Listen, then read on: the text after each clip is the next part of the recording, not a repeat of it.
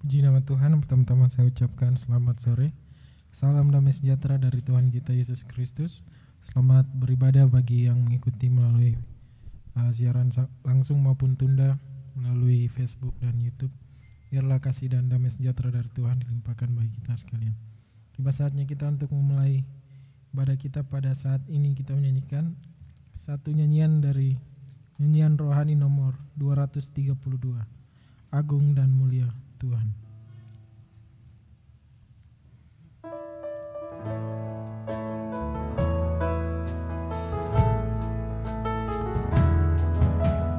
Agung dan mulia Tuhanku,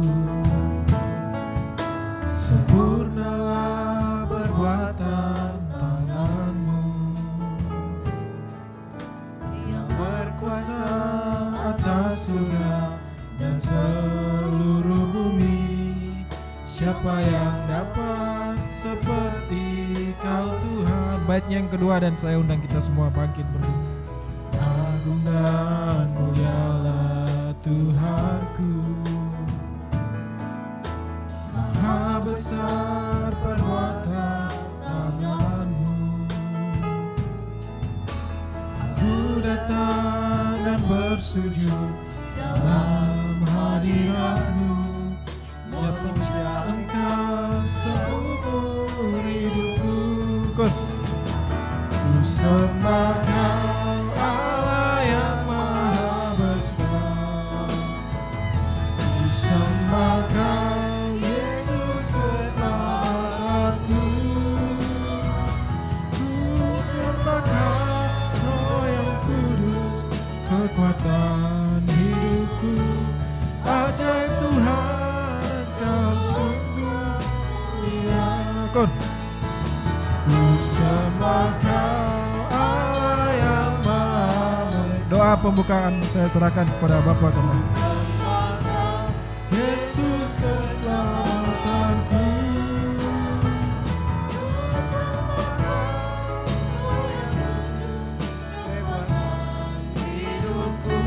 ajaib Tuhan, sungguh Engkau mulia. Sekali lagi koro.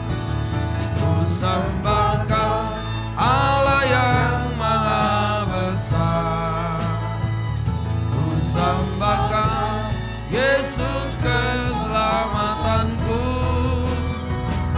ku sembah Kau Roh yang Kudus kekuatan hidupku. Ajaib Tuhan, sungguh Engkau mulia. Turunkan tangan, tundukkan kepala. Terima kasih Tuhan, kami menyembah Tuhan, menyerahkan hidup kami sepenuhnya dalam tangan kasih kemurahan Tuhan. Ibadah ini kami serahkan dalam tangan-Mu, biarlah Tuhan hadir di tengah-tengah ibadah kami, mengurapi, memimpin ibadah kami dari awal pertengahan sampai berakhirnya. Urapi mulai dari pemimpin pujian, pemain musik, singer, semua kami memuji Tuhan sampai pada pemberitaan firman-Mu, biar sungguh-sungguh diurapi dengan urapan Roh-Mu yang suci. Baik yang lain di tengah jalan juga Tuhan jaga, lindungi, sertai, tibangan dengan selamat, beribadah bersama dengan kami. Segala pekerjaan kuasa-kuasa iblis setan mengganggu, kami usir semua. Dalam nama Yesus pergi, darah Yesus yang berkuasa menutup bungkus kehidupan kami semua. Terima kasih Tuhan, terima kasih. Mohon kemurahan-Mu, mohon belas kasih-Mu di tengah-tengah kami. Dalam nama Tuhan Yesus Kristus kami berdoa, haleluya, amin. Silakan duduk.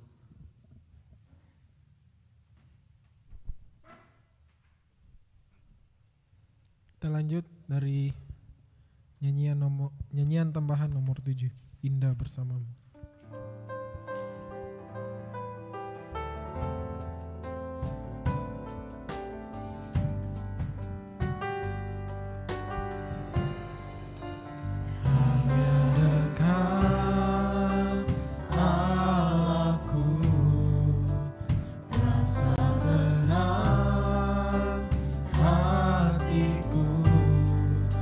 Sertai jalanku,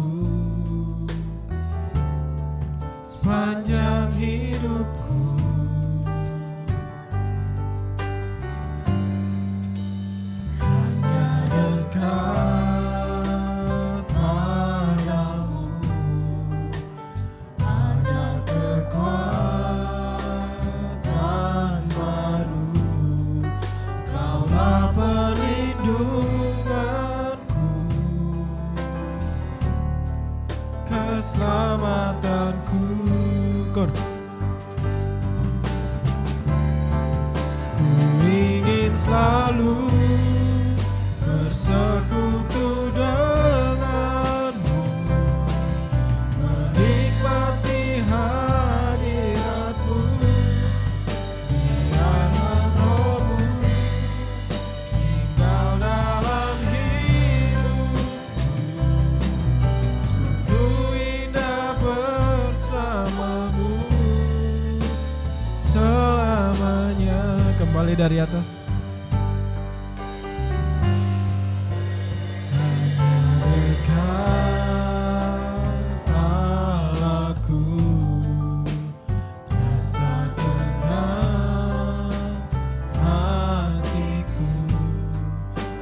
Sertai jalanku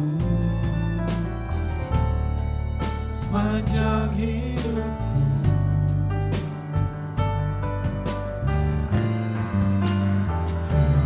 Dekat padamu ada kekuatan baru. Kaulah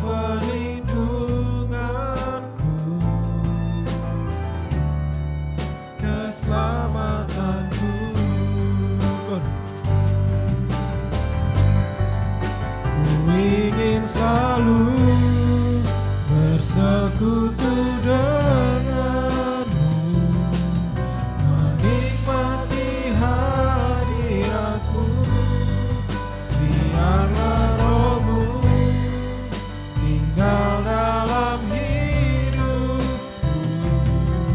Sungguh indah bersamamu selamanya.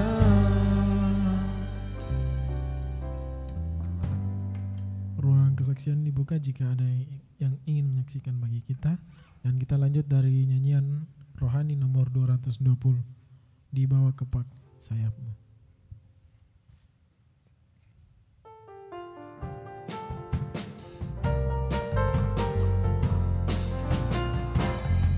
Aku ingin selalu berada di hadiratmu.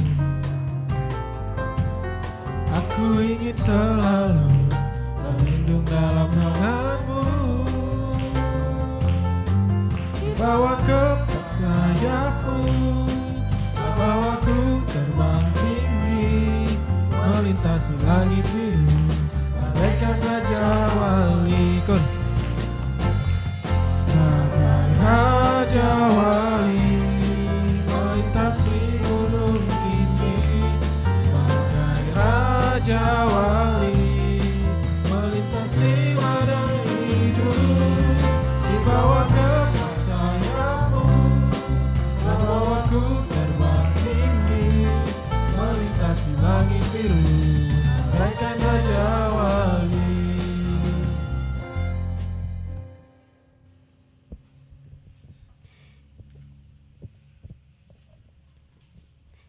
Selamat malam, shalom. Terima kasih untuk kesempatan yang diberikan kepada saya. Di sini saya mau menyaksikan bagaimana kebaikan Tuhan dalam hidup saya. Saya berdiri di sini itu merupakan kemurahan Tuhan dalam hidup.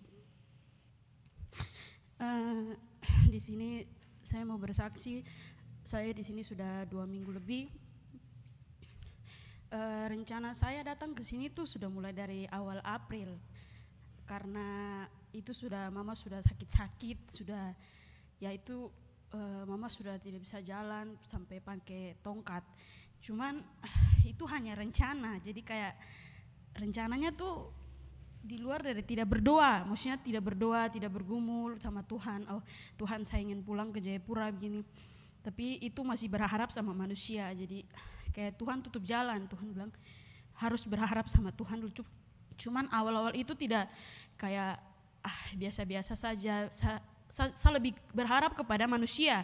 Jadi kayak tidak sepenuhnya berharap sama Tuhan. Jadi itu tuh mama sudah mengeluh-mengeluh. Apalagi saya anak perempuan satu-satunya.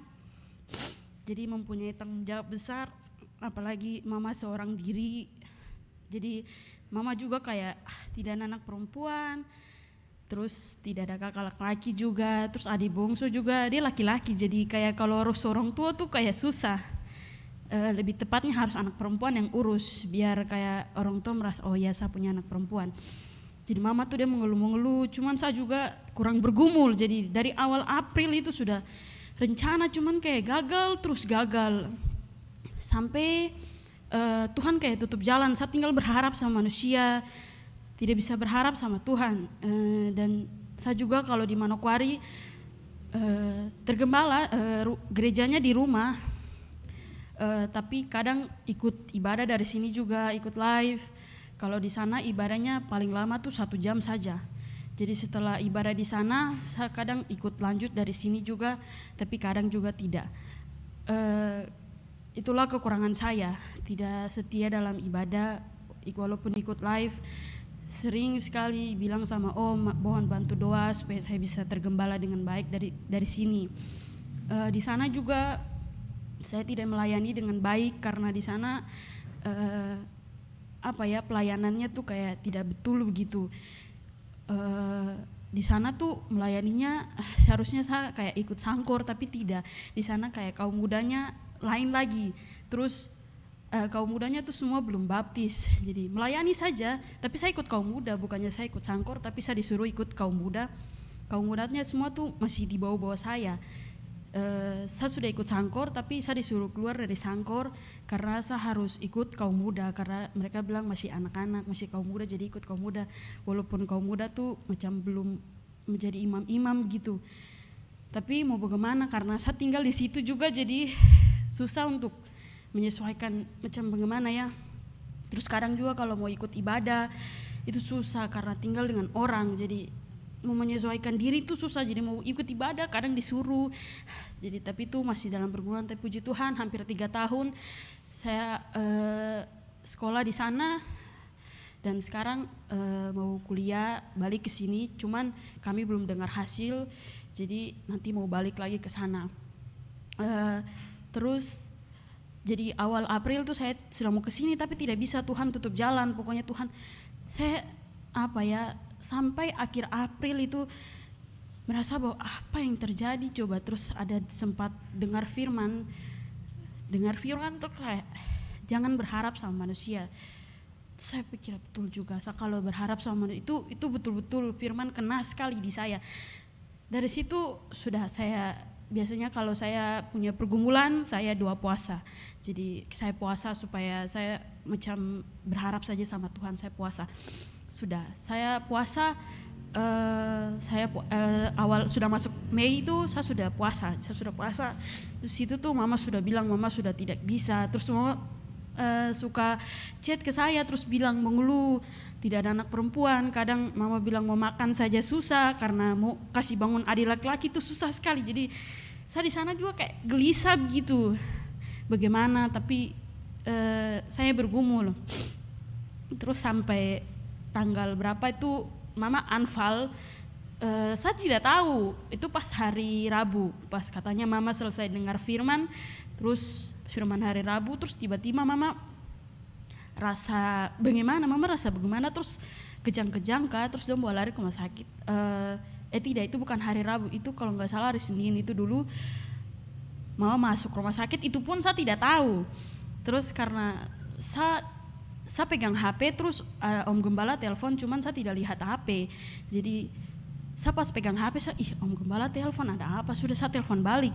Saya telepon terus saya tidak tahu yang mama di rumah sakit, sudah masuk rumah sakit. Jadi terus Om bilang gini, tadi mau tanya mama masuk rumah sakit di ruangan apa? Terus saya kayak, Tuhan Yesus, mama sudah masuk rumah sakit. Padahal maksudnya itu baru baku chat dengan mama, tiba-tiba mama bilang mama sudah masuk rumah sakit. Itu kayak, ya Tuhan, itu sudah macam bagaimana? Kayak sudah panik sekali karena kalau mama kadang kalau sudah begitu tuh berarti anak perempuan, jadi susah sekali. Habis itu sudah saya telepon mama, saya telepon adik tuh sudah marah-marah dia. Kenapa mama, kenapa? Sudah panik sudah. Dia bilang, tidak mama, ini tadi panas tinggi, rendah-rendah jadi turun-turun, jadi tong bawa lari ke rumah sakit. Saya bilang, saya sudah panik sudah. Dari situ saya tutup telepon, terus saya bilang gini, harus pulang ke Jayapura. Saya buka chat, mama telepon, mama sudah bilang kau harus pulang ke Jayapura nak, mama harus diurus oleh kau. Jadi saya oh iya mama, cuman iyo saja. Terus saya bilang Tuhan kapan saya pulang ke Jayapura. Itu kayak masih dalam pergumulan. Cuman itu Tuhan buat saya untuk berharap kepada Tuhan. Dari situ Tuhan ajar saya bahwa berharap manusia tuh itu betul-betul saya merasa bahwa saya sudah tahu bahwa mungkin kalau berharap manusia tuh nanti kecewa, tapi bagaimana ya, kurang dengar firman, jadi kurang tekun ibadah, jadi rasa biasa saja, sampai itu betul-betul mengalami Tuhan buat saya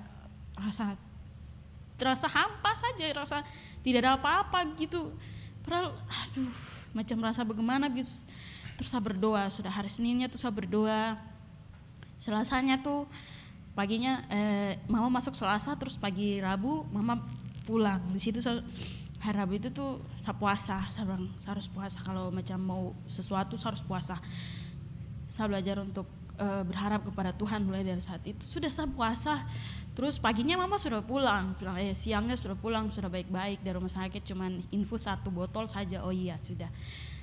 Terus sudah kita selesai di sana hari Rabu, katanya mama dia selesai dengar firman, terus dia lagi masak bubur. Terus tiba-tiba kejang-kejang, terus sampai kayak sesak nafas. Aduh di situ tuh saya sudah panik, sudah dia bilang baru kalau telepon ade nih dia kayak bicara juga semakin buat panik-panik. Jadi saya bilang aduh Tuhan ini bagaimana ini. Terus tiba-tiba Om Gembala telepon, dari tante dong telepon dong bicara, bilang gimana beli tiket ini, cuman mereka masih putar-putar. Terus saya berdoa, saya bilang sudahlah, apapun yang Tuhan kasih itu sudah, kita rencananya pulang tanggal 18 dari sana pakai kapal. Jadi oh iya terus begini mama Anfal tuh juga karena Om dari Timika nih, dia telepon, Om dari Timika telepon bilang Elis nanti tidak usah berangkat, sudah nanti tunggu dengar hasil sekalian. Di situ tuh mama mungkin rasa, mama juga orangnya suka pikiran, jadi langsung mama pikiran tuh langsung mama Anfal sudah. Mama dengar begitu karena memang mama pikir siapa yang mau jaga mama coba. Sudah langsung mama Anfal. Terus habis itu sudah saya berdoa dengar berita yang mama Anfal begitu, saya berdoa saja sama Tuhan. Selesai itu Om Gembala telepon, tiba-tiba Om Gembala telepon, terus di situ saya pikir Om Gembala mungkin mau berdoa kak. Jadi kayak malam itu tuh pusing dong, telepon sini sana. Jadi satu aku tolak, gimana nih mau beli tiket gimana. Pokoknya semua aku tolak, tapi saya cuma berdoa saja, saya yakin. Terus ada kakak perempuan satu telepon bilang, kok yakin pasti kok bisa pulang tempo untuk lihat mama. Saya bilang amin. Saya juga imani semua itu, sudah saya berdoa. Tidak lama Om Gembala telepon, terus Om Gembala bilang sudah nanti Om Gembala yang beli tiket. Di situ saya rasa Tuhan sesuatu yang saya gumuli Tuhan jawab di saat malam itu. Saya rasa kayak itu kayak di luar pikiran saya. Jadi kayak apa yang saya pikir itu tidak terjadi, tapi di luar pikiran saya yang Tuhan buat itu memang baik sekali. Walaupun mungkin masih banyak kekurangan dalam saya punya hidup, hampir 3 tahun saya tidak melayani. Dari mama juga saya belajar bahwa mama bilang sama saya juga bahwa harus setia melayani.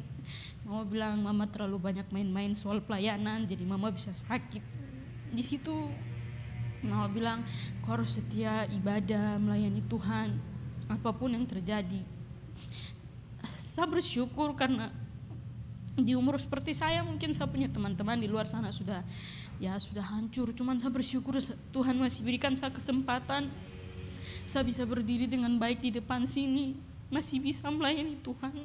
Itu merupakan kebaikan dalam hidup saya.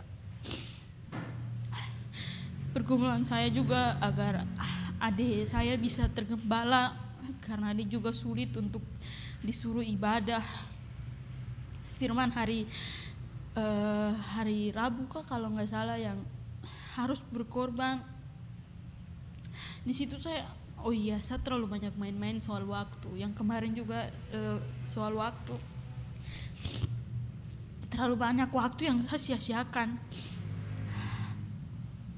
Kayak Tuhan buat semuanya tuh sampai saya bilang, oh iya mungkin lewat begini Tuhan mau untuk saya kembali melayani Tuhan. Tuhan mau untuk harus serius. Cukup mama sudah menjadi contoh dalam pelayanan. Agar saya juga jangan seperti mama, saya harus lebih sungguh-sungguh lagi. Mohon doanya buat teman-teman kaum muda, buat saya agar bisa setia ibadah, banyak pergumulan dalam hidup. Terus awalnya tuh saya pikir saya kuliah di Manokwari saja. Terus saya juga sempat lolos SNPTN di Unipa, tapi dengar kabar yang mama sakit-sakit itu, aduh sudah. Padahal tuh orang bilang itu kesempatan sudah, cuman saya bilang tak apa-apa, daripada tidak ada yang ngurus sama mama, harus pulang biar mau kuliah, kerja apa semua tidak apa-apa. Intinya saya bisa tergembala, dan juga di sana sulit untuk tergembala, firman Yesusnya berbeda begitu. Jadi sudahlah harus pulang Jayapura. Itu sudah memang jalan Tuhan, jadi harus pulang Jayapura. Saya tanggal 31 atau tanggal 1 saya kembali lagi ke Manokwari untuk dengar hasil tanggal 3 Juni. Mohon bantuan doanya. Terima kasih, itu saya dari saya. Tuhan Yesus memberkati. Puji nama Tuhan. Tuhan memberkati kesaksiannya. Ruang kesaksian saya tutup sampai di sini, dan kita lanjut dari nyanyian tambahan nomor 1, Allah Peduli.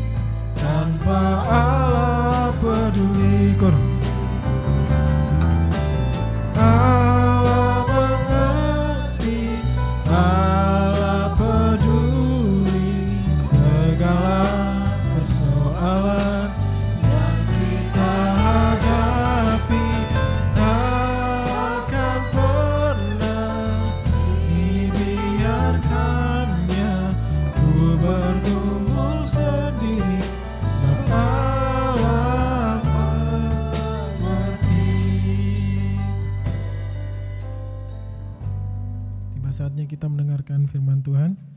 Kita sambut firman Tuhan dari nyanyian rohani nomor 366, Tuhan ini aku. Saya undang kita semua untuk bangkit berdiri.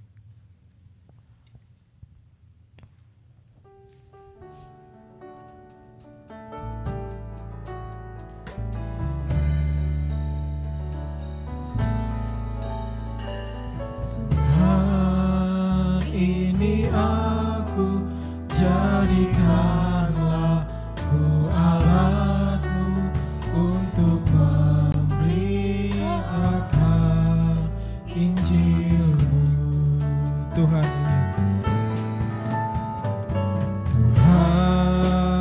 ini aku, jadikanlah ku hamba. Pekerjaan firman Tuhan saya serahkan kepada Bapak Gembala. Kur.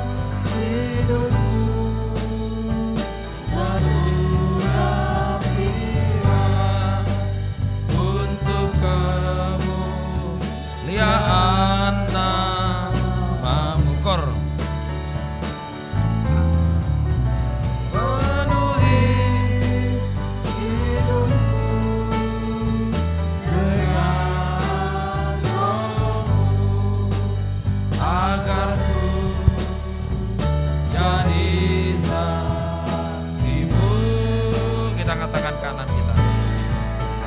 Pakailah hidupku dan urapilah untuk kemuliaan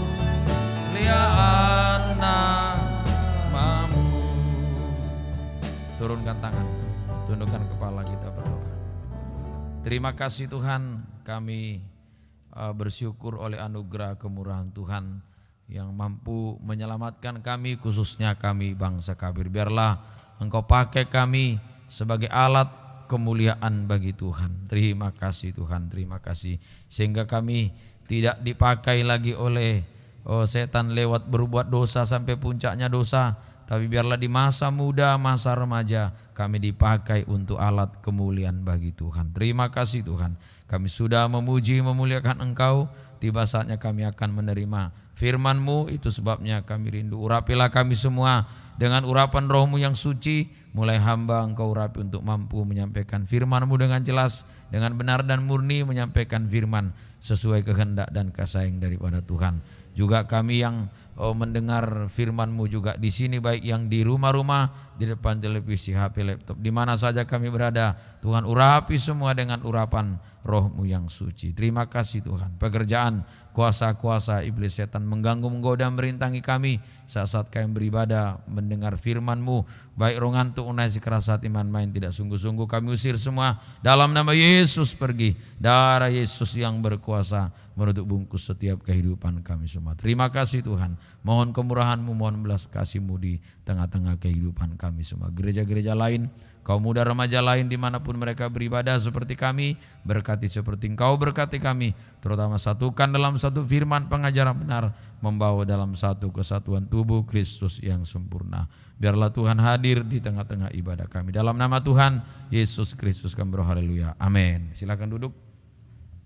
Puji Tuhan, pertama-tama saya ucapkan bagi kita semua selamat malam, salam damai sejahtera dalam kasih Tuhan kita Yesus Kristus. Biarlah damai sejahtera, bahagia dari Tuhan dinyatakan, dilimpahkan dalam kehidupan kita semua, mulai saat ini sampai Tuhan Yesus datang pada kali yang kedua. Puji Tuhan, kita kembali dalam firman ibadah kaum muda. Kita membuka dalam suratan 1 Yohanes pasal yang kelima. 1 Yohanes pasal yang kelima ayat 1 sampai 21 ini berbicara tentang 7 pelita.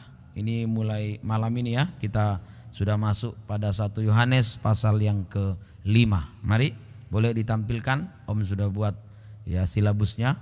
Ya, 7 kepastian yang teguh dinyatakan dengan perkataan 7 kali inilah. Jadi ada nanti 7 kali inilah dalam 1 Yohanes 5 ayat 1 sampai 21 ya. Kita belum bisa baca semua. Saudara bisa lihat pembagiannya ya, yang dikaitkan dengan 7 pelita.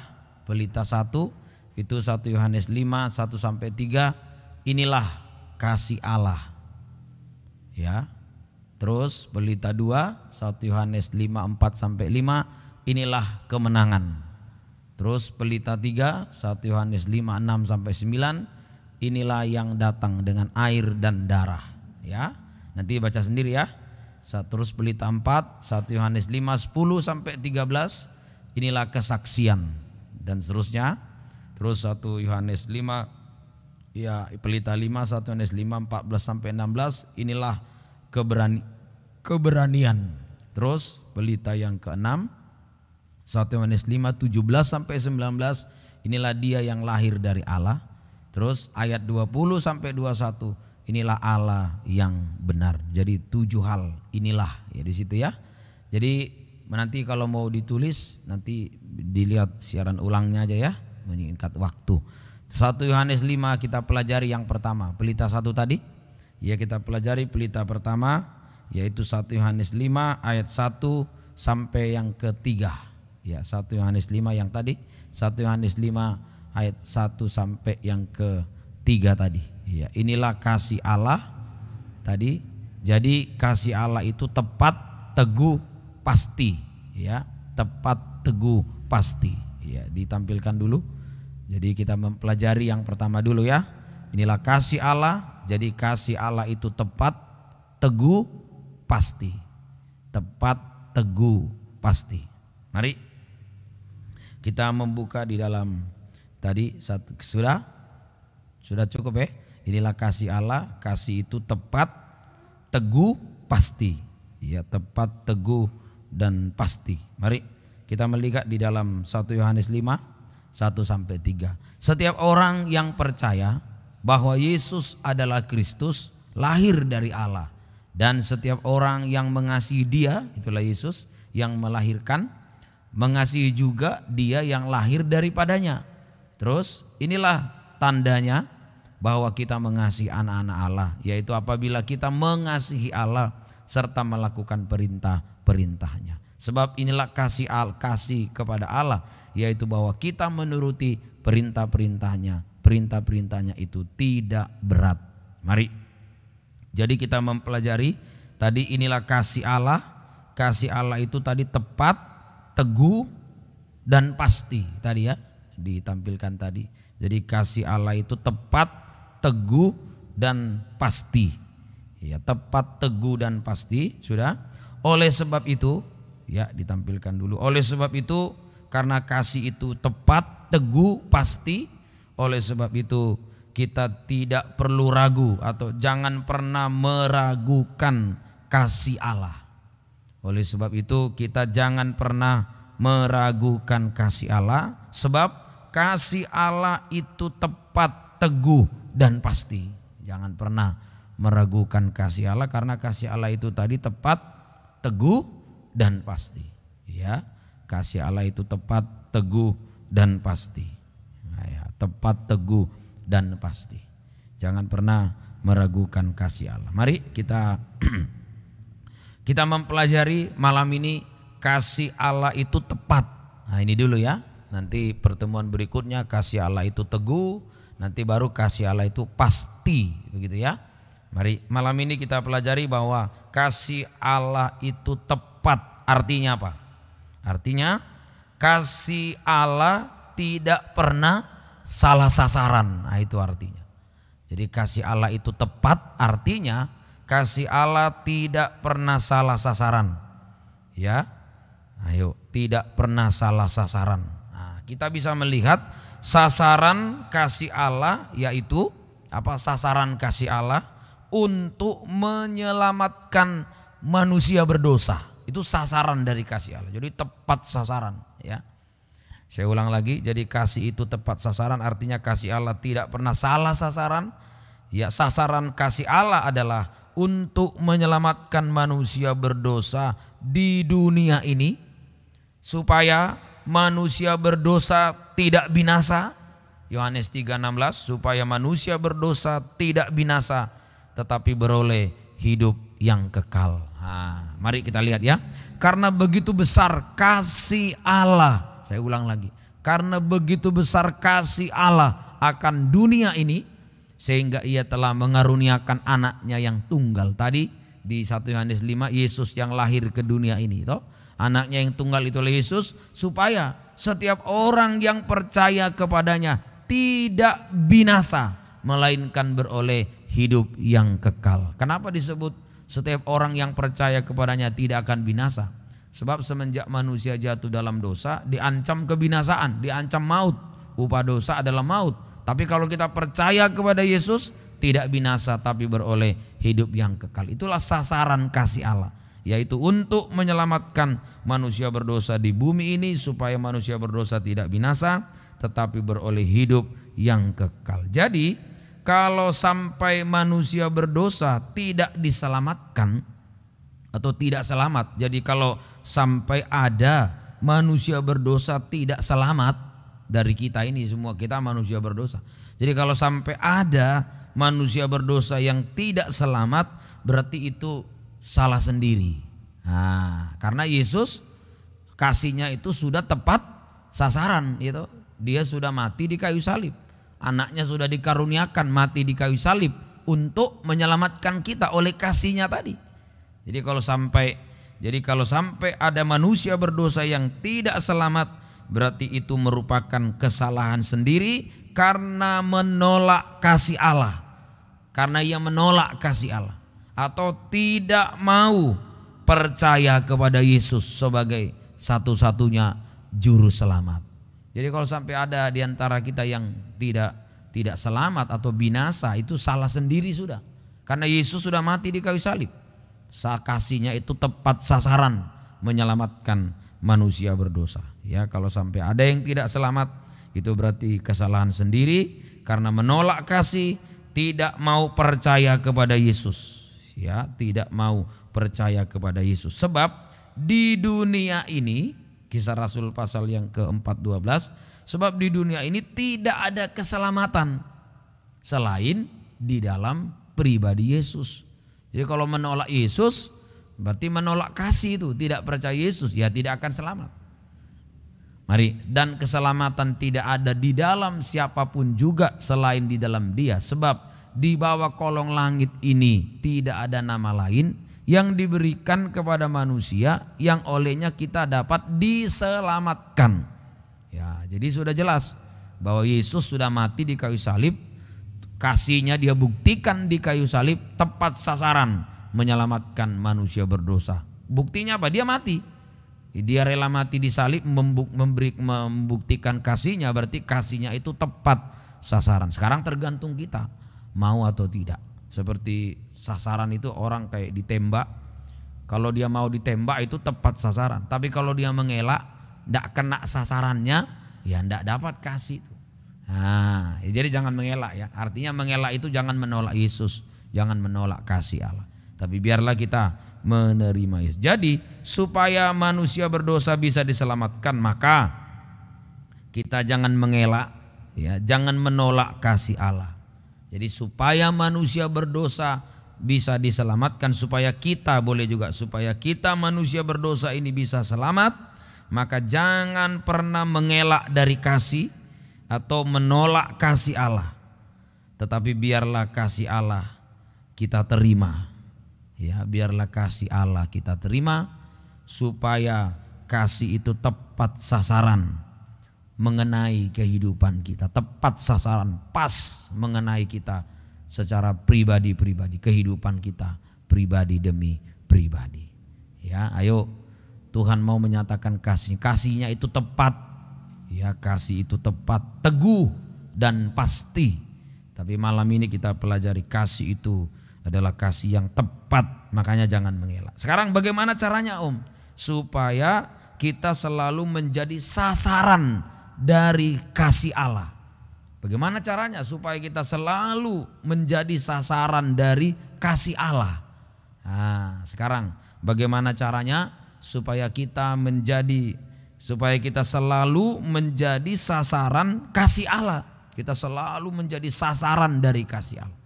Ya, selalu menjadi sasaran dari kasih Allah. Ayo kita pelajari kembali 1 Yohanes pasal 5 ayat 1 ditambah 1 Yohanes 3:16 tadi ya. 1 Yohanes 5 saja saya baca. Ayat 1, setiap orang yang percaya, saya ulang lagi, setiap orang yang percaya bahwa Yesus adalah Kristus, lahir dari Allah, dan setiap orang yang mengasihi Dia yang melahirkan, mengasihi juga Dia yang lahir daripadanya. Terus boleh 2, tidak apa-apa. Ini tandanya bahwa kita mengasihi anak-anak Allah, yaitu apabila kita mengasihi Allah serta melakukan perintah-perintahnya. Mari, jadi jelas di sini ayat 1 jadi jelas disebut percaya. Setiap orang yang percaya. Jadi bagaimana cara supaya kita selalu menjadi sasaran kasih Allah? Yaitu kehidupan kita harus percaya kepada Yesus, harus percaya. Ini dulu yang pertama, itu dasar pertama ya. Kalau dalam tabernakel itu pintu gerbang pertama yang ditemukan kalau mau masuk tabernakel itu pintu gerbang. Seperti misalnya rumah kita ya, kalau ada gerbangnya, yang pertama itu pintu gerbangnya. Ada 4 tiang di situ. Kalau saudara lihat pintu gerbang dalam tabernakel, tabernakel itu kemah suci, ini gambaran kerajaan sorga. Jadi waktu Musa naik ke Gunung Sinai menerima 2 loh batu, semua gereja akui. Tapi ini yang kurang. Tapi di atas gunung juga menerima petunjuk untuk mendirikan kemah suci di bumi. petunjuk mendirikan kemah suci. Nah, kemah suci itu kerajaan sorga, tabernakel. Nah, di situ ada pintu gerbangnya. Pintu gerbang ini berbicara iman. 4 tiang itu 4 Injil. Makanya di Alkitab Injil 4, Matius, Markus, Lukas, Yohanes. Lewat 4 Injil inilah kita percaya kepada Yesus. Nah, ini yang pertama dulu ya. Percaya Yesus kepada atau iman kepada Yesus, sama itu. Percaya Yesus atau iman kepada Yesus, Roma 10:17. Lewat apa? Lewat apa kita bisa percaya? Lewat mendengar firman Kristus. Nah, disebut di Alkitab lewat iman timbul dari pendengaran. Lewat apa kita percaya? Lewat mendengar firman Kristus. Kok bidang firman Kristus? Ada kalanya firman Allah, firman Tuhan, tapi kali ini beda, firman Kristus. Apa itu artinya? Mari. Jadi iman timbul dari pendengaran, bukan dari penglihatan. Kalau iman karena melihat, itu imannya Thomas. Sebelum aku melihat tangan yang berlobang, lambung yang kaki yang berlobang, lambung yang tertikam, aku tidak percaya. Berbahagia orang tidak melihat tetapi percaya. Berarti percaya dari mendengar. Makanya disebut jadi iman timbul dari pendengaran, dan pendengaran oleh firman Kristus. Kristus itu artinya yang diurapi. Allah Bapa, Anak Allah, Allah Roh Kudus, Tuhan Yesus Kristus. Allah Roh Kudus itu sama dengan Kristus. Jadi firman Kristus, jadi iman timbul, tadi kita percaya iman kepada Yesus lewat mendengar firman Kristus, yaitu firman Kristus, yaitu atau firman Kristus adalah firman yang disampaikan dalam urapan Roh Kudus. Jadi firman Kristus itu artinya firman yang disampaikan dalam urapan Roh Kudus. Nah, itulah firman Kristus. Bukan dengan pengetahuan, kepintaran secara pribadi, bukan, tapi dengan urapan. Ya, Rasul Paulus memutuskan untuk memberitakan firman. Dia tidak tahu dengan apapun kecuali dengan kekuatan Roh Kudus. Ayo 1 Korintus dulu, mari ayo supaya jelas 1 Korintus 2 kita perhatikan. Jadi dalam pemberitaan firman, baik juga dalam mendengar, yang kita andalkan itu urapan. Ya, mari coba 1 Korintus 2, 1-5. Demikian pula ketika aku datang kepadamu, gitu, Rasul Paulus datang kepada jemaat Korintus. Saudara-saudara, aku tidak datang dengan kata-kata yang indah, gitu. Mungkin dia jadi pendeta, mungkin dia dulu kata-katanya bagus, tapi dia tidak pakai itu, ya. Atau dengan hikmat untuk menyampaikan kesaksian Allah kepada kamu. Terus bagaimana?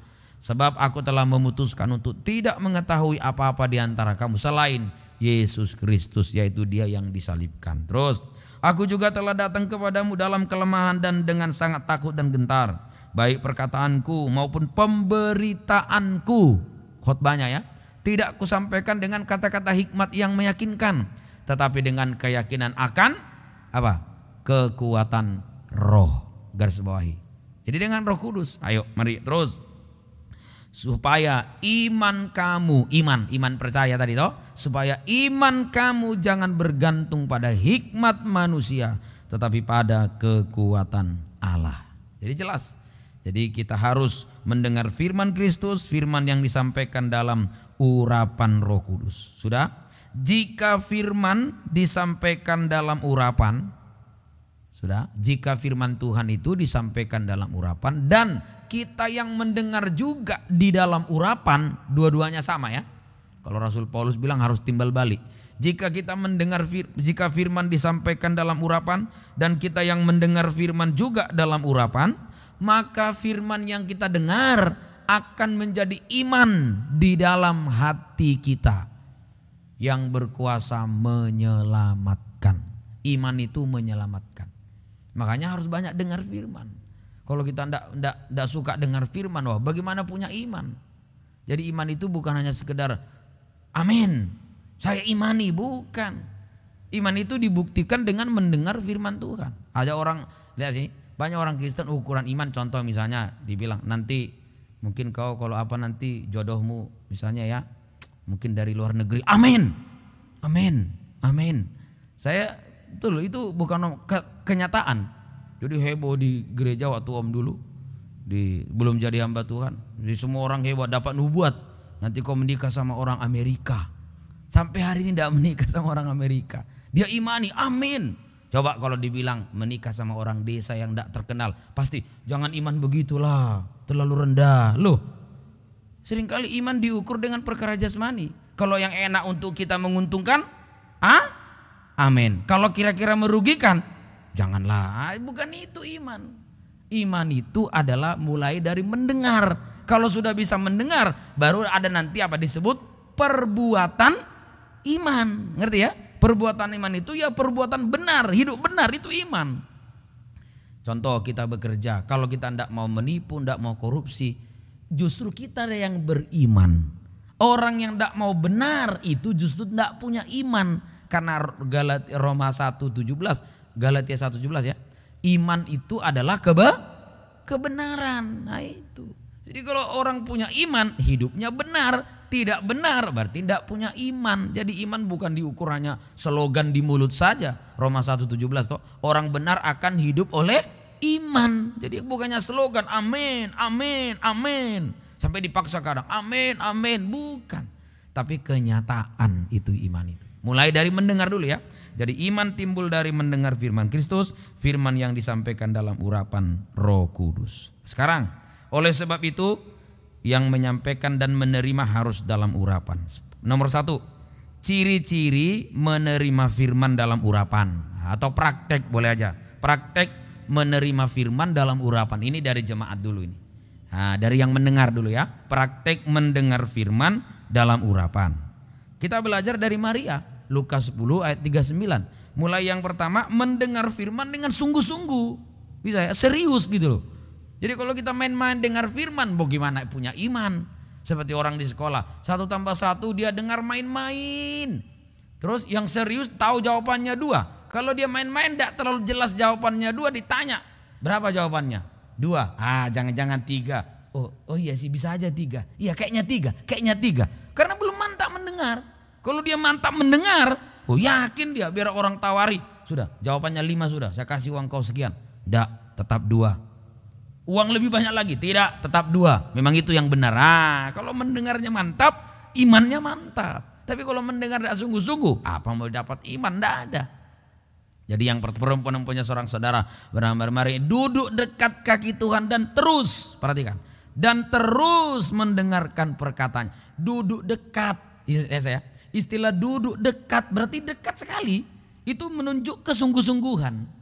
Ya, kesungguh-sungguhan. Dia tidak mau jauh, dia mau fokus, dia mau dengar dan dia tidak mau ada yang ketinggalan dari firman itu. Makanya dia duduk dekat sekali, dekat kaki Tuhan. Jadi praktek mendengar dalam urapan, mendengar firman dengan sungguh-sungguh serius, mulai dari awal sampai akhir ibadah. Mulai dari awal sampai akhir dia dengar semua. Istilah di Lukas tadi terus, istilah terus itu dari awal sampai akhir sehingga dan sudah dengar dari awal dan tidak mau terganggu dengan orang lain dan tidak mau mengganggu orang lain. Itu dalam urapan. Dia tidak mau terganggu, tidak mau dia ganggu orang. Ya, jadi betul-betul dia sudah persiapan. Jadi mau ibadah sudah disiapkan. Itu HP sudah disiapkan, sudah di silent misalnya toh supaya tidak terganggu. Sudah betul-betul dia sungguh-sungguh serius. Ya, sungguh-sungguh. Betul-betul dia sungguh-sungguh serius dalam menerima firman tuh. Yang kedua apa? Ayo praktek mendengar firman dalam urapan, mendengar firman dengan suatu kebutuhan. Oh ya, mendengar firman dengan suatu kebutuhan. Yang kedua, mendengar firman dengan suatu kebutuhan. Sehingga apa? Kalau firman dengan kebutuhan, sehingga tidak pernah bosan saat dengar firman. Seperti saudara tiap hari itu, tiap hari makan apa? Dari kita bayi selalu makan apa? Nasi. Kalau sayurnya misalnya sayur apa? Sawi sampai 3 bulan. Bosan enggak? Bosan. Tapi nasi enggak pernah bosan. Ada yang bosan makan nasi? Enggak ada. Kalau sudah bosan berarti ya tinggal sudah enggak lama lagi sudah itu. Dari kecil kita enggak bosan. Kenapa? Karena nasi itu kebutuhan. Padahal rasanya ya itu-itu aja. Ya toh? Enggak terlalu manis, tapi itu. Tapi karena kebutuhan tidak pernah bosan. Firman kalau jadi kebutuhan tidak akan bosan. Tidak akan bosan. Ayo ya. Jadi mendengar firman dengan suatu kebutuhan sehingga kita tidak bosan. Kalau sudah tidak bosan, tidak mengantuk. Kenapa orang banyak mengantuk? Karena bosan. sehingga kita tidak bosan, tidak mengantuk, dan tidak tertidur saat mendengar firman Tuhan. Penyakit orang Kristen rata-rata ada saja yang mengantuk, ada saja yang tidur tiap-tiap ibadah. Betul atau betul? Ada saja. Nah, kenapa? Karena dia sudah rasa bosan. Sudah rasa bosan. Kalau dengan kebutuhan tidak ada. Coba saudara capek-capeknya kerja, pulang kerja ke rumah, siap kalau sudah lapar, biar capek bagaimanapun lihat nasi, tidak mungkin ngantuk. Tidak ada sambil makan nasi sambil ngantuk-ngantuk. Tidak ada, karena dia merasa itu kebutuhan. Ayo, firman juga kalau jadi kebutuhan tidak akan pernah kita bosan. Tapi kalau bukan jadi kebutuhannya, dia akan bosan. Yang ketiga, praktek mendengar firman dalam urapan. Mendengar firman dengan kerendahan hati. Maria duduk. Duduk itu artinya apa? Rendah hati, merendahkan diri. Duduk dekat kaki Tuhan. Jadi mendengar firman dengan kerendahan hati. Apa itu dengan kerendahan hati artinya apa? Mendengar firman dengan kerendahan hati artinya saat firman menunjuk dosa kita, kita tidak tersinggung, kita tidak marah, tapi kita sadar dan mengaku dosa. Itu rendah hati. Jadi saat firman menunjuk dosa kita, kita tidak tersinggung, kita tidak marah. Justru kita sadar dan mengaku dosa kita. Itu dalam urapan. Saya firman datang, oh betul Tuhan, aku selama ini tidak sungguh-sungguh dengar firman. Nah ini untuk saya. Nah itu orang rendah hati. Tapi kalau misalnya merasa, wah ini tembak-tembak ini, karena pendeta tahu suka aku ngantuk-ngantuk, makanya firmannya malam ini tentang ngantuk-ngantuk. Nah itu tidak rendah hati, sombong. Orang kalau ditegur dia terima, itu rendah hati. Kalau ditegur marah, itu sombong namanya. Kalau ditegur terima, itu rendah hati. Ya, ayo sudah. Kalau sudah ini sekarang praktek menyampaikan firman dalam urapan. Tadi dari jemaat sudah. Sekarang nomor 2, praktek menyampaikan firman dalam urapan Roh Kudus. Yaitu 1, firman disampaikan dengan maksud yang murni, itu urapan. Jadi firman itu disampaikan khotbahnya itu dengan maksud yang murni. Ya, tidak ada maksud tertentu. Ya, tahu, tidak ada tanda tanyanya, tidak ada maksud tertentu. Tidak ada keinginan akan uang, akan hal-hal yang lain, tidak ada. Itu murni, itu urapan. Mari coba 2 Korintus 2:17. Jadi firman dalam urapan itu disampaikan dengan maksud murni. Ya, disampaikan dengan maksud murni, tidak ada unsur yang lain, tidak ada keinginan. Lanjut lagi, tidak ada ambisi, boleh diisi. Tidak ada amarah, karena bisa juga kami khotbah ini marah-marah. Bisa juga khotbah itu marah-marah. Tidak ada ambisi, tidak ada amarah, tidak ada kepentingan sendiri, tidak ada. Murni firman disampaikan. Mari, sebab kami tidak sama dengan banyak orang lain. Rasul Paulus kata, yang mencari keuntungan dari firman Allah. Ternyata banyak hamba Tuhan mencari untung dari pemberitaan firman. Sebaliknya, dalam Kristus kami berbicara sebagaimana mestinya, gitu. Dengan maksud apa? Murni. Jadi niatnya itu murni menyampaikan. Rasul Paulus mengatakan lebih banyak yang tidak murni menyampaikan firman daripada yang murni. Kami tidak sama dengan banyak orang lain. Atas perintah Allah dan di hadapan. Jadi murni, tidak ada maksud. Itu dalam urapan. Yang kedua, dalam urapan firman disampaikan dengan suatu ketegasan. 1 Timotius 4 ayat yang pertama. Jadi firman dengan tegas. Tegas itu bukan berarti intonasinya harus keras, harus saudara-saudaraku. Bukan, tegas itu artinya berani menyatakan apa yang salah, berani menyatakan apa yang benar. Itu tegas. Sekali pendetanya khotbah, saudara, misalnya dari awal monoton intonasinya, tidak ada masalah, tidak ada masalah. Yang penting salah ya salah. Coba misalnya, ini salah, ini benar, salah, benar, sama aja tuh. Sama, jadi tegas itu berani menyatakan apa yang salah, apa yang benar. Tetapi roh dengan tegas dan terima kasih. Jadi kalau ada urapan, ada ketegasan. 2 Timotius 4, 3-4. Ayo, ayat yang kedua saja, 2 saja. Berani menyatakan apa yang salah, apa yang benar. Itu namanya tegas. Kalau salah ya salah, benar ya benar. Itu tegas namanya. Itu urapan. Mari, beritakan firman, siap sedia baik tidak baik waktunya. Nyatakanlah apa yang salah. Ya kalau salah, benar ya benar. Tegurlah dan nasihatilah dengan segala kesabaran dan pengajaran. Itu dalam urapan. Satu lagi, firman disampaikan dalam urapan. Praktek yang ketiga, firman disampaikan dengan bebas. Bebas itu maksudnya bukan berarti bebas jalan sini sana, loncat sini sana. Enggak. Bebas itu artinya tidak bisa diintervensi oleh sidang jemaat. Bebas. Bebas itu artinya tidak bisa diintervensi, tidak bisa diatur oleh sidang jemaat. Ya, bebas ini waktunya pun tidak boleh diatur, tidak boleh intinya tidak boleh diintervensi lah. Ya, mari kita baca Roma 8 ayat yang kedua. Bebas saja. Tidak bisa dipengaruhi jemaat. Banyak seringkali ya. Dulu Om satu kali pernah diundang khotbah. Jadi ibu gembalanya sudah bisik. Pak Pendeta Edo Siringoringo, tolong khotbahkan ya perpuluhan di jemaat kami ini. Biar mereka perpuluhan. Ya saya tidak sampaikan karena memang khotbah saya bukan itu. Jadi tidak boleh diatur. Tidak boleh diintervensi, tidak boleh diatur. Tidak boleh. Harus bebas. Tidak bisa diatur. Mari kita baca Roma 8 ayat yang kedua. Ayo, Roh Kudus itu sifatnya memerdekakan. Merdeka itu bebas. Mari.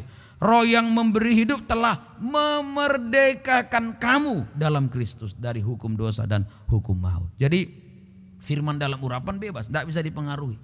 Ya, tidak bisa diintervensi. Ya, dulu waktu Om baru-baru di sini ya ada juga kadang jemaat begitu. Om, tadi khotbahnya terlalu keras Om, tidak cocok kalau di sini. Oh, betul. Ada juga jemaat. Tapi saya diam saja. Mungkin dia tidak ngerti. Saya doakan saja. Jadi jangan seorang anggap semua jemaat itu terima. Oh tidak. Kalau firman disampaikan dengan bebas, artinya dalam urapan, wah ada jemaat. Om, tidak cocok. Ada juga yang begitu. Ya, ayo sekarang digabung. Kalau mendengar dan yang menyampaikan sama-sama dalam urapan, digabung ya. Jadi mendengar dalam urapan, menyampaikan dalam urapan. Maka firman yang kita terima, yang kita dengar akan menjadi iman di dalam hati kita. Nah itu so. Jadi kalau yang mendengar dalam urapan, yang menyampaikan dalam urapan sama-sama dua-dua, maka firman itu akan jadi iman dalam hati kita. Sehingga apa? Kita menjadi sasaran dari apa tadi? Kasih Allah. Nah, barulah kita jadi sasaran dari kasih Allah. Sasaran dari kasih Allah. Loh, siapa Om? Orang yang sungguh-sungguh dengar firman sehingga ia jadi sasaran kasih Allah. Maria tadi. Coba kita baca Yohanes 11. Bisa ngerti ya? Coba perhatikan sini. Jadi Maria dengar firman dalam urapan. Tentu Yesus dalam urapan enggak? Oh tentulah dalam urapan. Yesus yang khotbah. Pastilah dalam urapan. Tidak usah ditanya lagi. Gitu. Kan Maria tadi mendengar perkataannya Yesus. Maria duduk dekat kaki Tuhan mati, mendengar firman dalam urapan, dia serius dia. Beda dengan Marta. Marta sibuk bekerja, sibuk melayani, tidak ada urapan. Nah, seringkali kita dengar firman sibuk pegang HP, sibuk lihat sini, sibuk lihat sana, sibuk chat. Kalau yang buka Alkitab betul-betul tidak apa-apa, bagus. Tapi kadang ada lain-lain. Ya ini bagaimana diurapi. Tapi kalau sungguh-sungguh firman disampaikan sungguh-sungguh, kita dengar sungguh-sungguh, kita jadi firman jadi iman, kita jadi sasaran kasih Allah. Kita lihat Yohanes, nanti lihat sini, saat menghadapi kenyataan di lapangan, disitulah kita rasakan bagaimana kita jadi sasaran kasih Allah. Kita lihat waktu Lazarus mati. Lazarus mati, sudah 4 hari dikubur, sudah berbau busuk. Maria dia tidak ke kubur, mendengar Yesus datang, Maria datang bukan ke kubur, menjumpai Yesus. Dia bilang, Tuhan, sekiranya kau ada di sini, saudaraku pasti tidak akan mati. Melihat Maria yang menangis, Yesus juga menangis. Yesus mengasihi Maria berarti apa? Maria menjadi sasaran dari kasih Allah. Coba, mari setibanya Maria di tempat Yesus berada melihat dia, tersungkurlah ia di depan kakinya. Dan berkata kepadanya, Tuhan, sekiranya engkau ada di sini, saudaraku pasti tidak mati. Terus 3, ketika Yesus melihat Maria menangis dan juga orang-orang Yahudi yang datang bersama-sama dia, maka masgullah hatinya, ia sangat terharu dan berkata, terus di manakah dia kamu baringkan? Jawab mereka, Tuhan, marilah dan lihatlah. Terus maka menangislah Yesus. Lanjut, kata orang-orang Yahudi, lihat betapa apa? Kasihnya kepadanya. Oh, inilah artinya apa? Maria menjadi sasaran dari kasih Allah. Ayo, malam ini kalau kita sungguh-sungguh mendengar firman sampai sadar kita mengaku dosa kita, kita akan menjadi sasaran dari kasih Allah. Amin. Jadi sasaran. Makanya sungguh-sungguh sasaran dari kasih Allah. Sasaran dari kasih Allah. Ayo, Maria menjadi sasaran dari kasih Allah. Sudah hasilnya apa? Kalau sudah jadi sasaran kasih Allah, maka hasilnya ke Maria ya. Lazarus yang sudah mati, bahkan dikubur, mati 4 hari dikubur, hidup kembali. Kan begitu. Jadi Lazarus tertolong itu karena Maria, bukan karena Marta. Tuhan bicara tentang kebangkitan kepada Marta. Marta bilang, iya nanti Tuhan pada hari kebangkitan. Tidak, akulah kebangkitan dan hidup. Itu perkataan itu pada kisah Marta Maria itu waktu Lazarus mati. Hasilnya Lazarus yang sudah mati dan busuk hidup kembali. Artinya apa itu? Lazarus mati busuk hidup kembali, artinya kasih Allah sanggup mengadakan mujizat. Amin.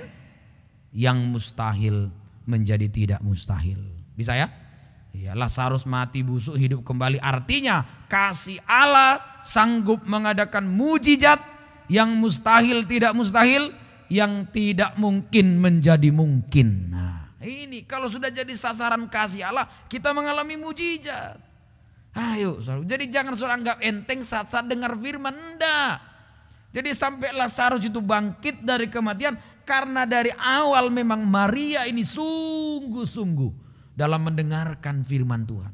Dan lihat saya, dan Maria inilah nanti yang menuang minyak narwastu yang seharga 300 dinar. 300 dinar kalau dipelajari, upah dalam bangsa Israel bekerja 1 hari itu 1 dinar. 1 hari 1 dinar upahnya, itu Matius 20 ditulis. 1 tahun kurang lebih 360 hari. Kalau dipotong hari libur, ya toh hari libur, jadi kurang lebih kita kerja di dunia ini 300 hari kerja dalam setahun. Jadi kalau 300 dinar upah dalam 1 tahun, mahal. Coba gaji setahun, itu dia korbankan semua, dia tuang minyak itu. Mengingat hari penguburan Yesus, pelayanan yang terakhir. Yudas datang protes, jangan. Tuhan bilang, jangan halangi, biarlah untuk mengingat hari penguburanku, hari terakhir. Itu berarti pelayanan yang terakhir, pelayanan pembangunan tubuh Kristus. Maria bisa berkorban, kenapa? Karena mendengar firman dasarnya. Jadi kalau kita sungguh-sungguh mendengar firman, menghadapi kebusukan pun kita tidak panik. Nanti baca ceritanya, orang Yahudi menyangka Maria ke kubur, meratap. Betul toh? Dalam cerita itu ya. Disangka meratap di kuburan. Enggak, Maria pergi mendapatkan Yesus. Jadi kalau sungguh-sungguh dengar firman, masalah yang mustahil pun kita hadapi dengan apa? Tenang. Betul? Maria tenang. Kalau Marta, dari dengar firman sibuk, disuruh angkat batu. Marta angkat batu, Marta bilang, enggak bisa Tuhan, sudah 4 hari sudah busuk, enggak bisa. Kalau Maria tidak begitu. Kelihatan orang sungguh-sungguh atau tidak, diurapi atau tidak. Lihat saat menghadapi masalah. Menghadapi masalah dia tenang. Biar yang mustahil pun seperti Lazarus mati busuk, dia tenang saja. Bahkan dia sampai bisa istilah menuang minyak 300 dinar. Berarti apa? Maria bisa menyerahkan seluruh hidupnya. Ingat janda, 2 peser 1 duit, memberikan dari seluruh nafkahnya. 300 dinar sama halnya seluruh nafkah Maria. Artinya apa? Menyerahkan hidupnya. Bukan berarti semua gaji kita kasih untuk pekerjaan Tuhan. Enggak, artinya penyerahan hidup kepada Tuhan. Kenapa itu bisa? Karena mendengar firman dalam urapan Roh Kudus. Sehingga ia menjadi sasaran dari kasih Allah. Ayo sungguh-sungguh ya dengar firman di sini, baik di rumah-rumah. Jangan main-main, jangan mau terganggu. Ayo yang mulai ngantuk-ngantuk. Tadi sudah ada yang ngantuk saya lihat. Saya tidak sebut. Sudah ada yang mulai ngantuk. Bahkan sudah tutup mata begini. Om terus terang saja. Tahu dia pasti itu. Kalau yang ngantuk itu dan yang tidur itu. Ayo sudah jangan ngantuk lagi. Amin. Loh enggak beramin. Ayo berjuang. Saudaraku. Berjuang. Om itu kalau khotbah lihat. Kan ada kadang khotbah gini tuh. Ke atas ke samping. Kalau saya enggak mau kulihat. Ada satu hamba Tuhan lagi. Jemaatnya bilang gini. Kita enggak berani ngantuk di gereja. Kenapa? Kalau kita ngantuk Pak Pendeta makin lama khotbah. Kalau ngantuk makin lama khotbah. Jadi jangan coba-coba mengantuk di gereja. Lama kali nanti khotbahnya enggak selesai-selesai. Tapi kalau di sini tidak. Kalau ada ngantuk om korak suara keras. Itu so tahu itu pasti ada yang ngantuk tadi itu. Yang tersinggung ya, yang biasa so tahu kode itu. Ya, jangan ngantuk lagi, amin. Loh karena firmannya ini memang tentang tidak boleh ngantuk. Jangan ngantuk, sungguh-sungguh bagaimana nanti kau hadapi masalah. Tidak bisa. Yang anehnya habis ibadah tidak tidur. Makanya disebut roh ngantuk itu roh najis. Tahu? Kalau ngantuk-ngantuk betulan, waktu dengar firman ngantuk. Begitu amin Tuhan memberkati sampai di kamar. Anehnya habis ibadah, wow, nah segar, main-main aja.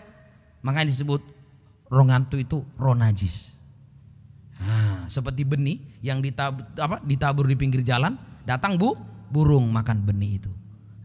Habis, tidak ada yang sisa. Dimakan burung. Burung gambaran roh najis di Wahyu. Habis, tidak ada yang sisa. Jadi jangan suka ngantuk di dalam gereja. Itu roh najis.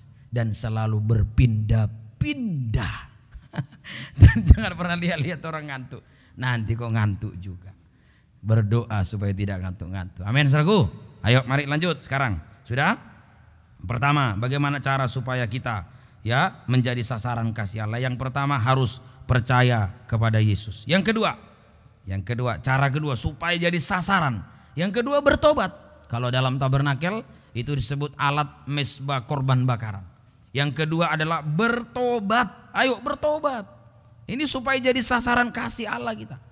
Dulu lihat sini ada mesbah korban bakaran. Dulu dalam perjanjian lama, kalau yang berbuat dosa orang awam orang miskin, burung tekukur dipersembahkan. Kalau menengah ekonominya kambing domba. Kalau orang kaya lembu sapi. Tapi tidak perlu lagi bawa korban-korban seperti ini ke gereja. Semua sudah digenapkan oleh korban Kristus di kayu salib. Dialah anak domba Allah menghapus dosa dunia. Sekarang bagi kita apa sekarang mesbah korban bakaran? Bertobat. Itu sekarang. Bertobat. Ayo. Jadi yang kedua, cara supaya kita jadi sasaran kasih Allah, kita harus bertobat. Artinya apa? Berhenti berbuat dosa, kembali kepada Tuhan, itu bertobat. Ayo berhentilah, jangan berbuat dosa lagi. Ayo bertobat, berhenti berbuat dosa, kembali kepada Tuhan. Sama dengan jangan berbuat dosa lagi mulai dari sekarang. Maka kita menjadi sasaran dari kasih Allah.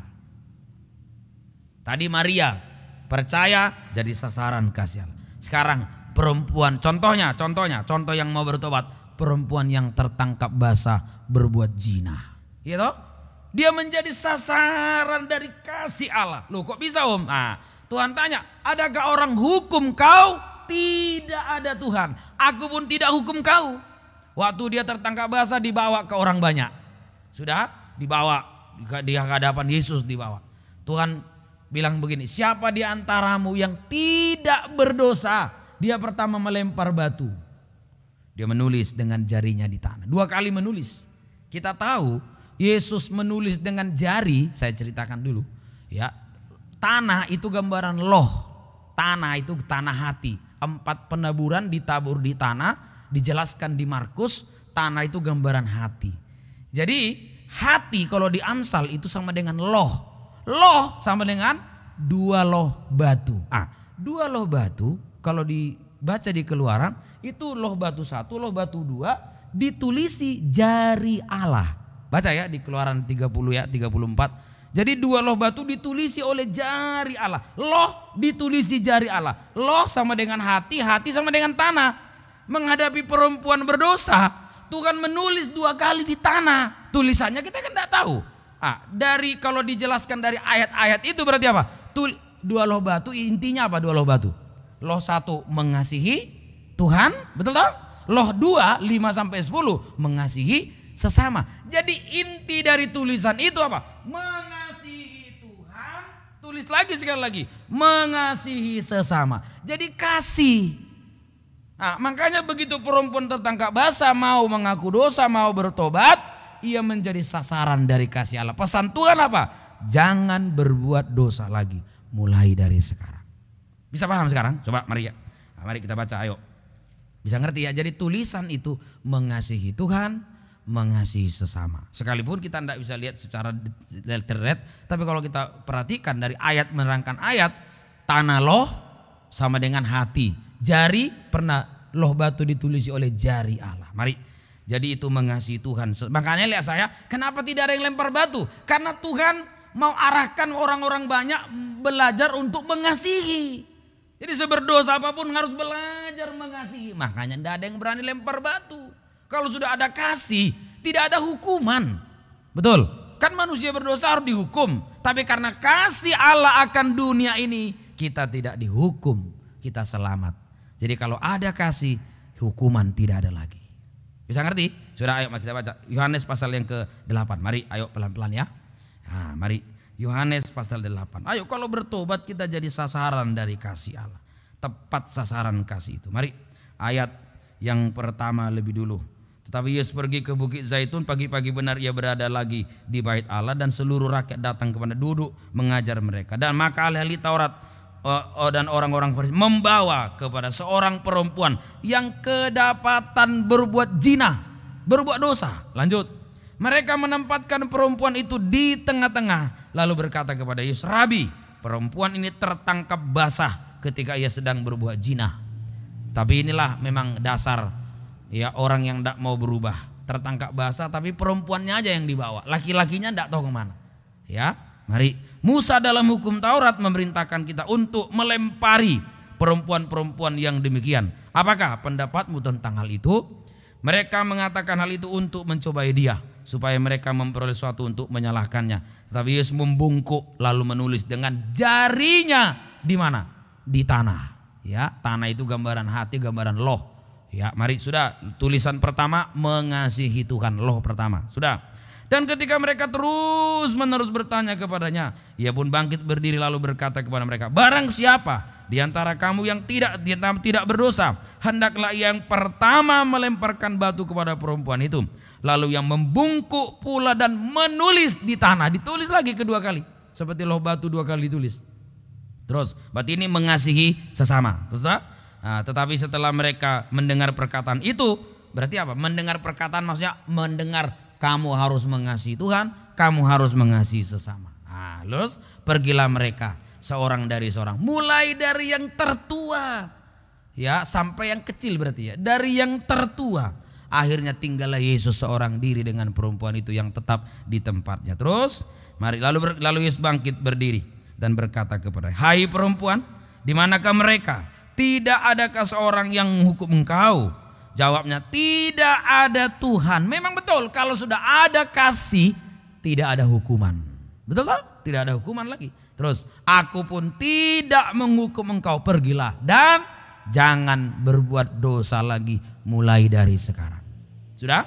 Jadi sekarang kalau kita bertobat, hasilnya kita menjadi sasaran kasih Allah dan kita selamat dari hukuman. Boleh ya? Hasil dari bertobat. Kalau kita bertobat, kita menjadi sasaran dari kasih Allah dan kita selamat dari hukuman. Selamat dari, kita tidak dihukum oleh Tuhan. Ayo, kalau bertobat tidak dihukum. Kalau tidak bertobat dihukum.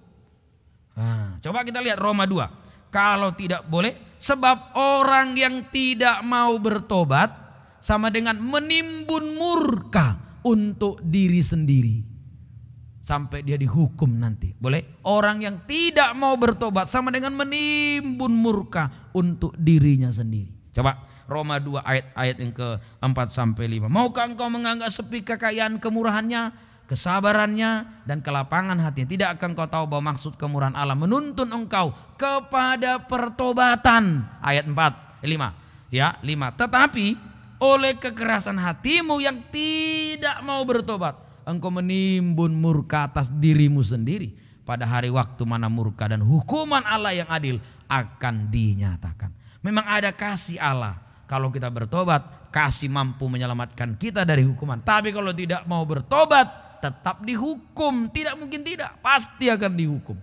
Maka oleh sebab itu, sudah sekarang di bawah. Oleh sebab itu, di akhir zaman ini, biarlah kita menggunakan waktu untuk bertobat. Ayo, jadi maksud kemurahan Tuhan supaya bertobat. Ayo, supaya bertobat. Dalam 2 Petrus 3 ayat 9 itu. Jadi Tuhan memberi perpanjangan sabarnya supaya tobat. Oleh sebab itu, biarlah kita menggunakan waktu untuk bertobat. Ya, kita gunakan waktu untuk bertobat. Ayo, di dalam ya kita menggunakan waktu untuk bertobat. Menggunakan waktu untuk bertobat. 2 Petrus 3 ayat yang ke-9. 2 Petrus 3 ayat yang ke-9. Ya, 2 Petrus 3 ayat yang ke-9. Dalam 2 Petrus 3 ayat yang ke-9 kita gunakan waktu untuk bertobat. Jangan berbuat dosa lagi ya. Ayo, di ayat yang ke-9 Tuhan tidak lalai menepati janjinya, sekalipun ada orang menganggap sebagai kelalaian. Tapi ia sabar terhadap kamu, karena ia menghendaki supaya jangan ada yang binasa, melainkan supaya semua orang berbalik dan bertobat. Tuhan mau supaya kita bertobat. Sudah, sekarang yang ketiga. Ya, ayo yang ketiga. Ayo, bagaimana cara supaya kita menjadi sasaran dari kasih Allah? Yang ketiga, cara ketiga, yaitu kita harus masuk baptisan air yang benar. Ini dalam tabernakel menunjuk pada alat namanya kolam pembasuhan. Jadi dulu, jadi imam Harun, imam kalau mau masuk ruangan suci harus mencuci tangan dan kaki. Nah, sekarang secara jasmani itu menunjuk baptisan air sekarang. Tidak usah lagi bikin kolam pembasuhan. Nah, bisa ada namanya bejana pembasuhan atau kolam pembasuhan. Berbicara tentang baptisan air yang benar. Masuk baptisan air yang benar yaitu apa? Dibaptis seperti Yesus dibaptis. Supaya kita jadi sasaran kasih itu. Nanti kita baca semua. Mari. Kita harus masuk baptisan air yang benar itu dibaptis seperti Yesus dibaptis. Ya, bagaimana baptisan air yang benar? Dikuburkan. Roma 6 ayat yang keempat. Bagaimana sih baptisan yang benar? Harus dikuburkan. Dikubur itu berarti apa? Diselamkan, ditenggelamkan. Itu yang benar. Seperti Yesus dibaptis. Ayo, sudah jelas ini Alkitab. Mari. Dengan demikian kita telah dikuburkan. Semua perhatikan. Kita telah dikuburkan bersama-sama dengan Dia oleh baptisan dalam kematian, supaya sama seperti Kristus telah dibangkitkan dari antara orang mati oleh kemuliaan Bapa, demikian juga kita akan hidup dalam hidup yang baru. Jadi harus dibaptis, dikuburkan, supaya lebih jelas lagi masuk ke dalam air dan keluar dari air. Ayo kita baca ayat demi ayat. Mari. Ya. Saya selalu sampaikan ini. Mari, Kisah Rasul pasal 8. Kok bisa masuk ke air, keluar dari air? Nah, kita baca. Kisah Rasul 8 ayat 35 sampai 38. Mari. Maka mulailah Filipus berbicara dan bertolak dari nas itu memberitakan Injil Yesus kepadanya, kepada sida-sida ya. Mereka melanjutkan perjalanan mereka dan tiba di suatu tempat yang ada air. Jadi baptisan itu bukan hanya di Sungai Yordan. Karena dalam sejarahnya pun Yohanes Pembaptis membaptis bukan hanya di Sungai Yordan, di Ainon juga ia membaptis, semua ada ayatnya itu. Jadi di mana saja, yang penting di tempat itu ada air. Mereka melanjutkan perjalanan mereka dan tiba di suatu tempat yang ada air ya, tempat yang ada air. Mau di mana? Di Jayapura kalau ada air boleh, di mana aja. Yang penting cukup untuk menguburkan. Lalu kata sida-sida itu, lihat di situ ada air. Tentu sida-sida ini kepala perbendaharaan. Tentu kalau air satu jerigen ke apa, tentu ada. Oh, dia orang lumayan jabatannya, baca sebelumnya ya, kepala perbendaharaan dari Sri Kandaki. Oh, lumayan, pasti ada air minum. Tapi Filipus menyampaikan tentang baptisan harus dikuburkan. Makanya begitu dia lihat ada air, dia bilang, apa halangannya? Di situ. Apakah halangannya jika aku dibaptis? Apa kata Filipus? Lalu lanjut bawahnya. Saud Filipus, jika Tuhan percaya dengan segenap hati boleh. Jawabnya, aku percaya bahwa Yesus Kristus adalah anak Allah. Terus ayat 38. Mari 38. Lalu orang Ethiopia itu menyuruh menghentikan kereta itu dan keduanya apa? Turun ke dalam air. Turun ya, ingat ya. Baik Filipus, ini yang membaptis pendetanya, maupun sida-sida itu. Dan Filipus membaptis dia. Terus kapan keluarnya? Ayo kita baca. Dan setelah mereka keluar, keluar dari air. Jelas toh? Jadi tadi di Roma dikubur. Nah, di sini disebut masuk dan keluar dari air. Roh Tuhan tiba-tiba melarikan Filipus dan sida-sida itu tidak melihatnya lagi. Ia meneruskan perjalanannya dengan sukacita. Hasil dari baptisan apa? Kita menjadi sasaran dari kasih Allah. Ingat kapan suara yang berada dari sorga kepada Yesus? Inilah anak yang kukasihi. Itu kapan? Sesudah Yesus dibaptis. Jadi begitu kita menerima baptisan air, menjadi sasaran dari kasih Allah. Ayo, di dalam Matius pasal yang ketiga, perhatikan baik-baik ya. Matius pasal yang ketiga, Yesus dibaptis itu kalau di Lukas umur 30 tahun, kurang lebih 30 tahun.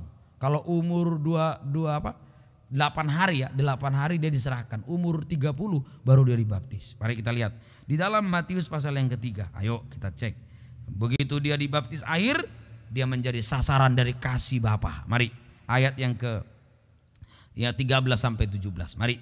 Yesus dibaptis Yohanes. Maka datanglah Yesus dari Galilea ke Yordan kepada Yohanes untuk dibaptis olehnya. Tetapi Yohanes mencegah dia. Katanya, akulah yang perlu dibaptis olehmu dan engkau yang datang kepadaku. Lalu Yesus menjawab katanya kepada, biarlah hal itu terjadi. Bisa ya? Karena demikianlah sepatutnya kita menggenapkan seluruh kehendak Allah. Dan Yohanes pun menurutinya.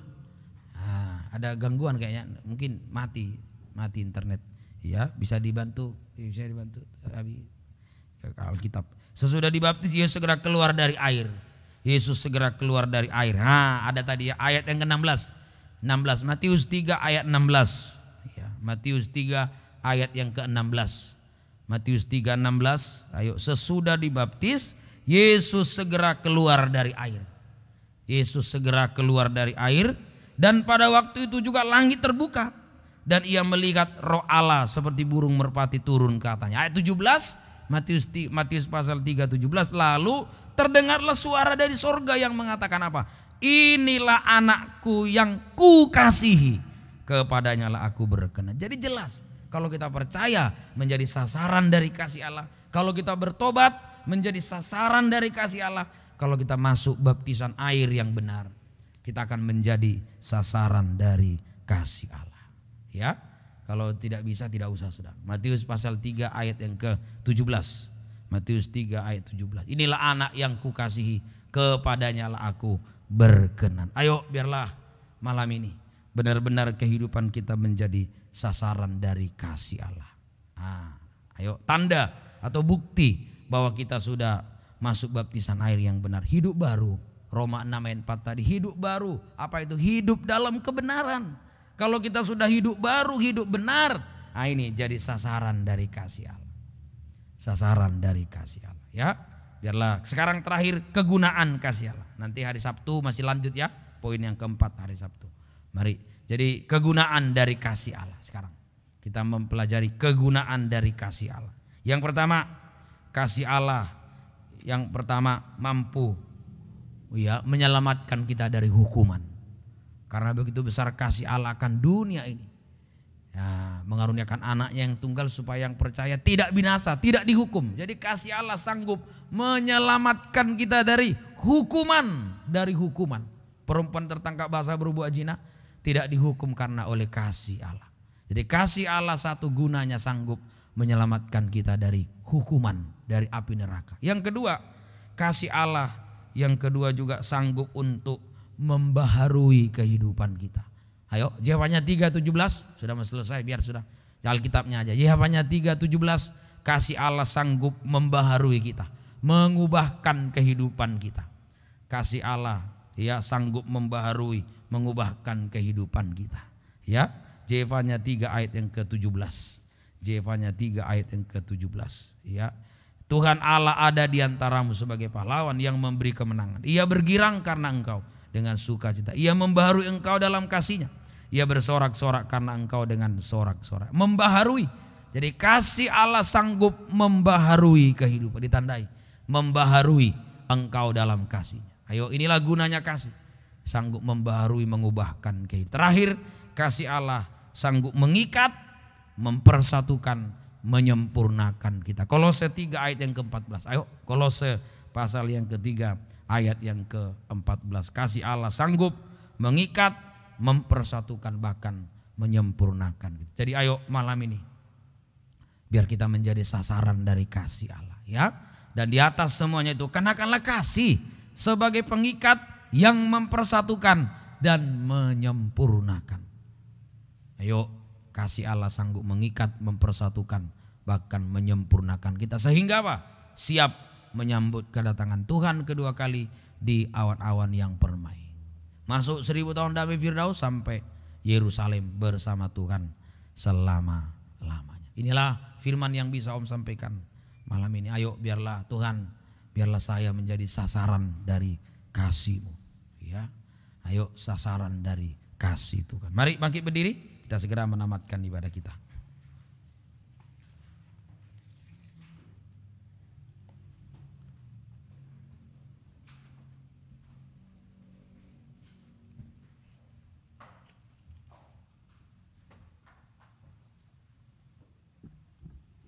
Tanyakan pujian nyanyian rohani 201, kasih dari sorga. Kita bangkit berdiri.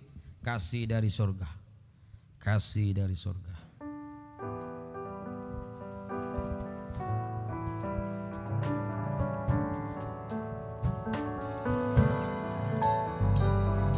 Kasih dari surga memenuhi tempat ini. Kasih dari Bapa surgawi, kasih dari Yesus, kasih dari Yesus mengalir di hatiku, membuat damai di hidupku. Mengalir kasih dari tempat tinggi, mengalir kasih dari tempat tinggi, mengalir kasih dari tata Allah Bapa, mengalir, mengalir, mengalir dan mengalir, mengalir memenuhi hidupku. Lagi dari atas, kasih dari surga, kasih dari surga memenuhi tempat ini. Kasih dari Bapa, kasih dari Bapa surgawi, kasih dari Yesus, kasih dari Yesus mengalir di hatiku, membuat damai di hidupku. Kasih menyelamatkan dari hukuman kor, kasih membaharui kehidupan kita, kasih mengikat, mempersatukan, bahkan menyempurnakan kehidupan kita. Mengalir kasih dari tata Allah Bapa, mengalir, mengalir, mengalir dan mengalir, mengalir memenuhi hidupku. Kor mengalir kasih dari tempat ini, mengalir kasih dari tempat tinggi, mengalir kasih dari tata Allah Bapa, mengalir, mengalir, mengalir, mengalir, mengalir dan mengalir, mengalir memenuhi hidupku. Dengan pelan-pelan, musik pelan-pelan dengan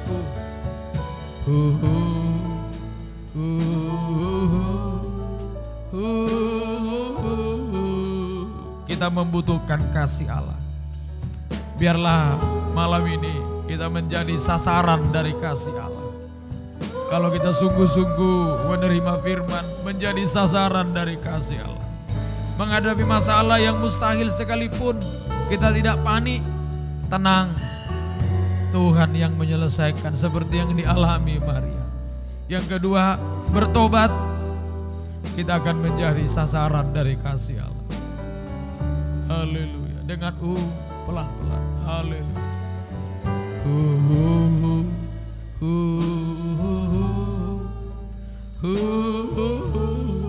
perempuan yang tertangkap basah berbuat zina, mau bertobat mengaku dosa, dia menjadi sasaran dari kasih Allah. Tuhan bertanya, adakah orang hukum kau? Tidak ada Tuhan. Tuhan berkata, aku pun tidak hukum kau. Karena kasih mampu menyelamatkan kita dari hukuman. Yang terakhir, ayo masuk baptisan air yang benar. Yesus keluar dari air. Suara dari surga, ini anak yang ku kasihi. Menjadi sasaran dari kasih Allah. Hidup baru, hidup benar. Sekali lagi. Kasih itu yang mampu membaharui, mengubahkan kita. Kasih yang mampu mengikat, mempersatukan, bahkan menyempurnakan kita. Ayo malam ini biarlah permohonan kita, Tuhan, saya mau menjadi sasaran dari kasih-Mu Tuhan. Kasih Tuhan tepat sasaran, asal kita jangan mengelak. Asal kita mau percaya, bertobat, mau terima baptisan yang benar, berarti kita tidak mau mengelak menjadi sasaran kasih Allah. Ayo angkat dua tangan. Kita menyembah musik pelan-pelan, chordnya saja. Haleluya. Haleluya, haleluya. Biar kami menjadi sasaran kasih-Mu Tuhan. Haleluya. Kami mau sungguh-sungguh menerima firman-Mu. Kami mau bertobat Tuhan. Kami tidak mengulang-ulang dosa lagi Tuhan. Supaya benar-benar kami menjadi sasaran dari kasih-Mu Tuhan. Beri hidup baru bagi kami Tuhan. Haleluya. Kasih-Mu yang menyelamatkan kami dari maut hukuman, membaharui sampai mengikat, mempersatukan, menyempurnakan kami. Terima kasih Tuhan. Turunkan tangan. Turunkan tangan. Terima kasih Tuhan. Terima kasih. Bangkit berdiri semua. Biarlah Kau nyata limpahkan kasih-Mu bagi kami. Biar kami menjadi sasaran dari hadirat-Mu Tuhan. Terima kasih Tuhan, terima kasih. Tuhan tolong kami berdoa buat kaum muda remaja semua. Tuhan tolong semua gembalakan kehidupan kami. Beri kesungguh-sungguhan untuk beribadah kepada Tuhan. Yang masih hidup dalam pergaulan-pergaulan buruk, merokok, mabuk, minum, judi, bahkan narkoba sekalipun jamaah semua. Beri kesempatan untuk bertobat, kesempatan kembali kepada Tuhan. Yang malas beribadah juga tolong semua. Kami berdoa buat orang tua yang sudah mendidik, membesarkan kami. Oh, dimanapun mereka, mungkin di daerah atau bersama kami juga, berkati semua. Bersama hamba-hamba Tuhan pernah mendidik secara rohani juga, berkati semua Tuhan. Para guru, dosen semua, oh berkati semua. Terima kasih Tuhan, terima kasih. Perjodohan beri yang terbaik, yang benar-benar dari Tuhan. Yang sekolah juga berikan hikmat marifat daripada Tuhan. Beri roh takut akan Tuhan. Terlebih takut kepada orang taat, beri hati yang taat dengar-dengaran pada orang tua. Terlebih kepada Tuhan. Menghadapi pergaulan-pergaulan buruk, oh beri benar hidup suci sampai sempurna. Terima kasih Tuhan. Jika ada yang sakit juga Tuhan jamah. Tuhan tolong mohon kasih-Mu. Sakit apapun semua yang menimpa kami, anak kecil, kaum muda, orang tua semua. Kuasa-kuasa penyakit kami usir dalam nama Yesus pergi. Darah Yesus yang berkuasa. Bilur-Mu memberi kesembuhan sempurna. Dalam nama Tuhan Yesus Kristus kembali. Haleluya. Amin. Silakan duduk. Kita memberi korban persembahan. Kita nyanyikan pujian nomor 240. Kasih Yesus indah dalam hidupku. 240. Kasih Yesus indah dalam hidupku.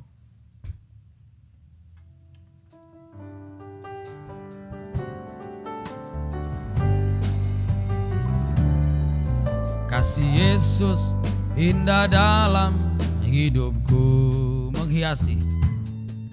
Menghiasi hati dan jiwaku. Ku tak dapat hidup tanpa kasih-Mu Yesus. Pegang tanganku sepanjang jalanku. Kasih Yesus mengalir dalam. Kasih Yesus mengalir dalam. Seperti sungai yang tak pernah